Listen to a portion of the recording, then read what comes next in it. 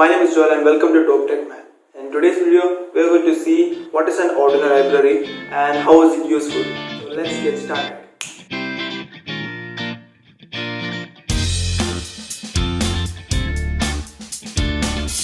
If you know programming or if you have done programming in let's say C++, Java, Python or in any other language, then you might be knowing what is libraries. Similarly, in Arduino also, there is a huge role of libraries, and what these libraries do is they make the coding part of the Arduino easier. So what are these libraries and how does it make it easier? So Arduino libraries are files that is written in C or C++ that can be used with the programming part that we do in Arduino, and it can also help in reducing the complexity of the code that we be writing. It can also help in increasing the functionality of the Arduino. So to understand how a library helps to make the program smaller or to program less complicated, let us take an example of the Blink LED project, the famous project, right? So in the previous videos, I have told you about the Blink LED project, and you might know that to blink an LED, we have to tell the Arduino board that first we have to turn on the LED. Like there are initial steps that we have to do before this, but in the void loop part, we know that you have to write first, you have to turn on the LED, then you have to wait for a second or half seconds, then you have to turn off the LED, then you have to wait for another half second, and when this runs in loop, the LED starts blinking, right? So we are telling this Arduino board how to blink an LED, right? And there are four lines of code that is required to tell the Arduino board to blink an LED. And now let us take an example of a very big project, okay? Let's say that you are making a really big project. Maybe you are making let's say you are making a robot, okay? So in that robot, there are a lot of functions that will be happening, right? You have to program the hands moving, you have to program the heads turning, you have to program how the robot will be walking, etc., right? So, in that project, maybe you will be implementing a small LED whose function is to blink whenever there is some error, right? Okay, so that LED will blink when there is some error that is detected by the Arduino board. So let's suppose let's take it as an example, okay? So in that case, you might be having a lot of cases where you have to put that blinking LED code again and again, so that whenever these things happen, then the LED should blink. Whenever these things happen, then the LED should blink. And right now, what you have learned is that you have to turn on the LED, then then wait for half second, then turn off the LED, then wait for another half second. So that is what you have learned till now. And this makes it a little bit more lengthy and a little bit more repetitive, right? Because it's the same thing that we have to write again and again. To make this easier, we use something called as libraries. This is the layman language of saying what is the use of libraries. So now what happens in libraries is that consider it as a knowledge, okay? Consider it as a piece of information that we can tell the Arduino board beforehand. We don't need to teach it, okay? So till now, what we used to do is we have to tell the Arduino board that you have to blink an LED, you have to turn on the LED, then turn it off after half seconds, then turn it back on after half seconds. We have to tell the Arduino board, right? I mean by coding. So instead of that, now what you can do with this library is, if you have a library that is used for making Arduino blink the LED, then the only thing that you need to do is you have to just tell the Arduino board that blink the LED. You just need to write one line of code that to tell the Arduino board that you have to blink the LED. Then the Arduino board will know what to do or what we mean by blinking LED. So that means basically we don't need to teach the Arduino board again and again to blink the LED. We can just simply write one line of code to make the Arduino board blink an LED. That is just one example of how the Arduino libraries are useful. But in real world scenarios, there are many other functions also. Like when we are using ultrasonic sensor, which we'll be learning how to use in future videos. In that, what the ultrasonic sensor is used for is to measure distance. That's the basic use of ultrasonic sensor. So to measure the distance, what the ultrasonic sensor does is it sends an ultrasonic beam and then it hits an object and it then comes back.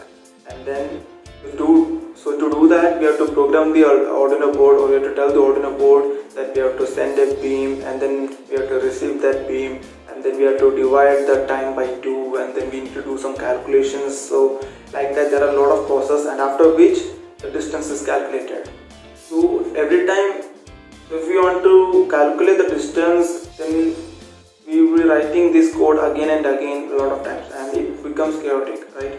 So that's where the library comes into play. So when we use a library for measuring the distance using ultrasonic sensor, then again there we only need to write 1 or 2 lines of code, and we have to just say that measure the distance, and it will look for how to measure the distance in the library. So now we got a basic idea of what are Arduino libraries and how is it useful. So now the question arises, where do I find these libraries? How to use it with Arduino? What does it look like? So now let us see how to use these libraries in Arduino and where can you find them. So when you open the Arduino IDE on your computer, and when you go to the top, there is a icon which is written sketch, and when you click it, then there is a drop down menu that appears, and you have to click include library, and inside that you can see a manage libraries, right? You have to click it, and then a new window will pop up, and that is where you can find almost all the libraries that you need. Now why almost? Because you can also install libraries from the internet that is not available here. So the libraries can be installed from anywhere.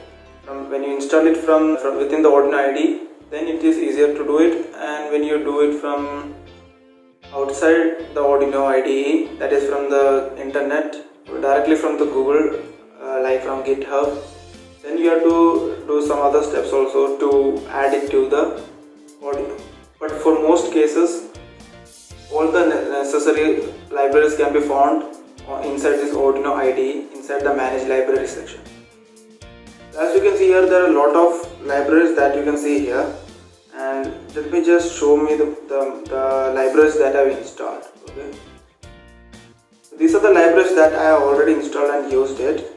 So there are a lot of libraries that's out there, and like let me show you here, like there is a new ping. This is the new ping library. Okay, and this is the library that is used to measure the distance from an ultrasonic sensor. And to install a library, it's simple. You could to just click install. Like I already installed it, that's why this button is not active. But if you have not installed it, you can just find it here. You can just click install, and that's it. It's already installed. And to find these libraries, you can just click search, and you can just search for those libraries that you want.